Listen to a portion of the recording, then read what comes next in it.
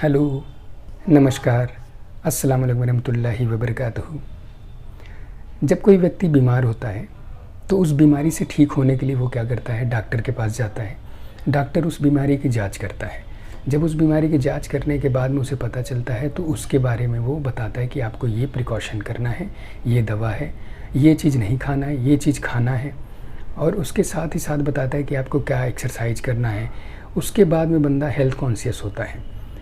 अगर कोई पहले से ही अपने हेल्थ का ख्याल रखता है तो वो अन्य छोटी मोटी बीमारियों से सेफ़ रहता है। उसी प्रकार मैंने पिछले वीडियो में आपसे बात किया था कि बच्चों को स्मार्टफ़ोन से क्यों दूर रखें, तो मैंने उसमें बताया, आपको उदाहरण दिया था। लेकिन अब अगर आपको समझ में आया होगा तो आप शायद हो सकता है करते होंगे। लेकिन मैं वही बताना चाहता था कि आखिर ऐसा मैंने क्यों बनाया वीडियो और उस बारे में क्यों बात किया।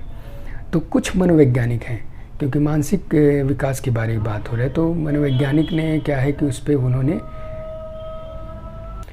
मनोवैज्ञानिक क्रो हैं, उन्होंने बताया कि जब बालक लगभग 6 वर्ष की अवस्था में पहुंचता है, 6 वर्ष का हो जाता है, तो उसके मानसिक शक्तियों और योग्यताओं का पूर्ण विकास हो जाता है।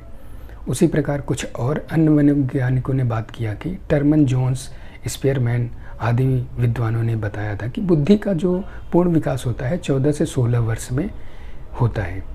इसी प्रकार एक अमेरिका की संस्था है, आपको मैं उसका लिंक भी दे दूंगा, centre for disease control and prevention ने बच्चों के शुरुआती 8 साल होते हैं, उन्होंने ये स्टडी किया है कि शुरुआती 8 साल उनके फ्यूचर के लिए बहुत ही फ़ायदेमंद होता है, क्योंकि फ्यूचर में उन्हें भविष्य में जो सीखना है या स्वास्थ्य है या जीवन की अन्य आवश्यकताओं सफलताओं में उसका एक बुनियाद होता है। जैसे किसी इमारत को बनाना होता है तो इमारत की बुनियाद सबसे ज़्यादा ज़रूरी होती है, उसके बाद में एक बड़ा इमारत, शानदार इमारत बन सकता है। उसी प्रकार बच्चों का जो मानसिक विकास है शुरुआती, वो बहुत इम्पॉर्टेंट होता है।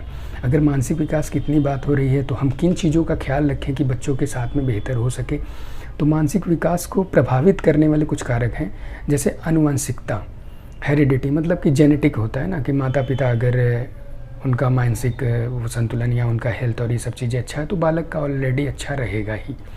उसी प्रकार शारीरिक स्वास्थ्य, 2 बच्चे हैं, एक स्वस्थ बच्चा है, एक अस्वस्थ बच्चा है, तो इन दोनों बच्चों में आप देखोगे स्वस्थ बच्चे का जो विकास होगा वो शीघ्र अपेक्षाकृत इससे ज़्यादा होगा। उसी प्रकार होता है कि परिवार का सबसे महत्वपूर्ण योगदान होता है, क्योंकि शुरुआत में बच्चा जो होता है वो परिवार के सदस्यों के साथ में ही बड़ा होता है और उन्हीं से सीखता है। जिस चीज़ों को वो सीखता है उसी को वो रिपीट करता है, उस हिसाब से वो बनता है।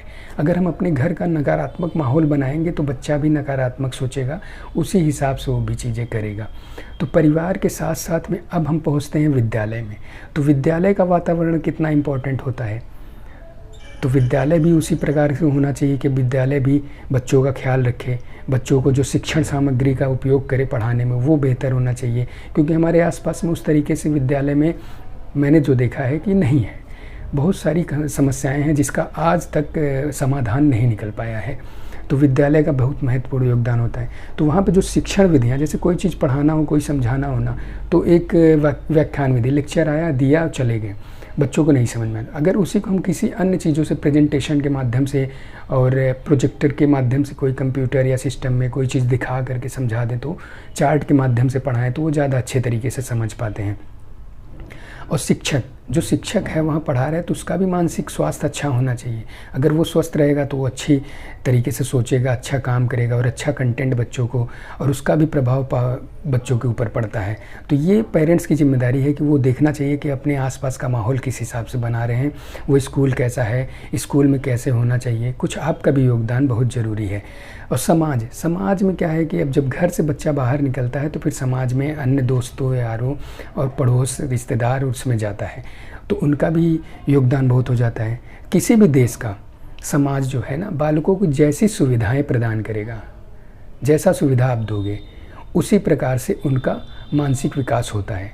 अब समाज ही मानसिक विकास की गति और सीमा निर्धारित करता है, तो समाज की जिम्मेदारी भी बढ़ जाती है कि समाज में बेहतर हो। अगर समाज में हमारे आसपास में अच्छे स्कूल नहीं है तो हमारा ये कर्तव्य होता है कि हम उसके लिए कुछ करें, उस स्कूल का अच्छा बेहतर होना चाहिए। और उसके बाद में अपने बच्चों के बेहतर भविष्य के बारे में अगर सोच रहे हैं तो हमें शुरुआत से ही सोचना पड़ेगा। बाद में ये नहीं सोचना पड़ेगा कि अब ये करे और मेरा बच्चा ये कर ले वो कर ले। तो इसके लिए आपको शुरू से ही उसके बारे में सोचना पड़ेगा, आसपास के माहौल को बेहतर बनाना पड़ेगा, तो जाके वो अपने फ्यूचर में जो भी अचीव करना चाहेगा आसानी से उसको सुविधा मिलेगी काम करने में। और बाद में भी विकास होता है, वो जैसा जैसा इन्वायरमेंट होता है।